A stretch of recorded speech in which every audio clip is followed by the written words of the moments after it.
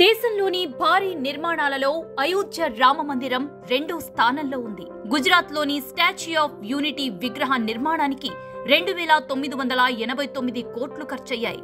Parliament భవనానికి 836 కోట్లు ఖర్చయ్యాయి. మరి అయోధ్యలో రామ మందిరం నిర్మాణానికి ఎంత ఖర్చవుతుందో తెలుసా? ఆలయ నిర్మాణం ఎలా ఉంటుందో, సామాగ్రినంతా ఎక్కడి నుంచి తెప్పించారో, మొత్తంగా ఎన్ని కోట్లు ఖర్చవుతుందో ఈ వీడియోలో తెలుసుకుందాం. జనవరి 22న ప్రారంభోత్సవం జరుపుకుంటున్న అయోధ్య రామమందిర నిర్మాణ బాధ్యతను రామ జన్మభూమి తీర్థ ట్రస్ట్ తీసుకుంది.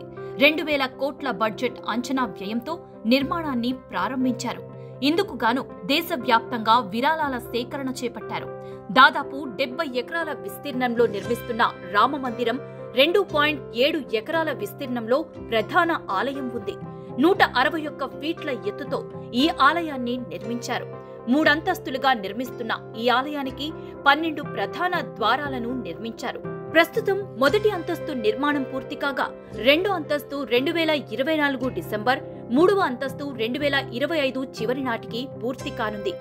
L&T మరియు టాటా కన్సల్టింగ్ ఇంజనీర్ల ఆధ్వర్యంలో నిర్మిస్తున్న ఈ ఆలయానికి ఇండియన్ ఇన్స్టిట్యూట్ ఆఫ్ టెక్నాలజీ వారు సాంకేతిక సహకారం అందిస్తున్నారు.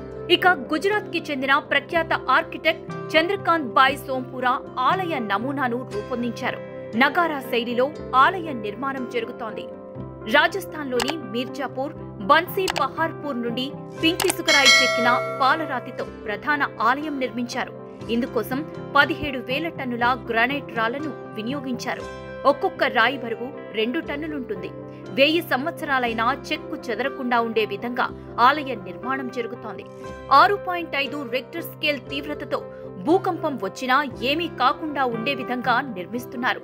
12 మీటర్ల లోతుతో 47 పొరలుగా పునాదిని నిర్మించటం విశేషం.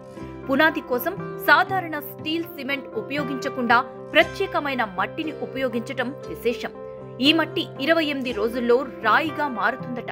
మొదటి అంతస్తులో రామ్ దర్బార్ ఉంటుంది. మహర్షి వాల్మీకి, నిషాద, విశ్వామిత్ర, శబరి ఆలయాలు కూడా నిర్మాణం కానున్నాయి.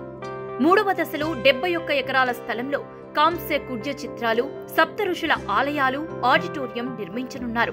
2025 డిసెంబర్ కల్లా ఆలయం పూర్తి నిర్మాణం పూర్తి కానుంది.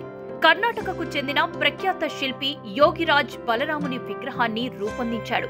గర్భగుడిలో ప్రతిష్ఠించనున్న ఈ విగ్రహాన్ని 35 అడుగుల దూరం నుంచి దర్శించుకునే విధంగా ఏర్పాటు చేస్తున్నారు. విగ్రహం ఎత్తు 8.5 అంగుళాలుంటుంది.